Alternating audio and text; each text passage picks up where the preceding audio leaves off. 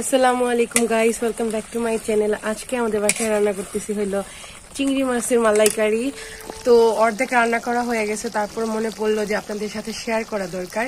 তো এটা রান্না করতেছি হলো নারিকেলের দুধ আর চিংড়ি মাছ, পেঁয়াজ বাটা, এগুলো সবকিছু কষিয়ে তারপর চিংড়ি মাছ দিয়ে দিয়েছি। দেখেন এই মশলার মধ্যেই কিন্তু চিংড়ি মাছগুলো সুন্দর একটা কালার চলে আসছে।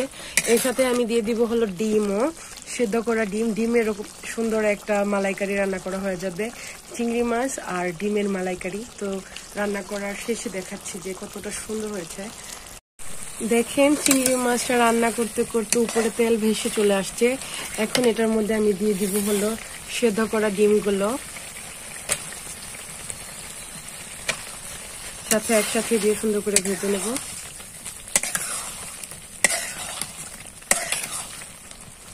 একসাথে দুই রান্না হয়ে যাবে তাহলে। এর মধ্যে এখন লাস্টে দিয়ে দিলাম গুঁড়া দুধ আর জিরার ফাঁকি। তো আমাদের এই চিংড়ি আর ডিমের মালাইকারি রান্না করা শেষ। দেখেন কতটা সুন্দর হয়েছে, মাশাআল্লাহ। খেতে অনেক বেশি ভালো লাগে। আপনারা অবশ্যই বাসায় বানায় খাবেন, পরে আমাকে জানাবেন যে কেমন হয়েছে। এই পর্যন্তই আজকে। আল্লাহ হাফেজ।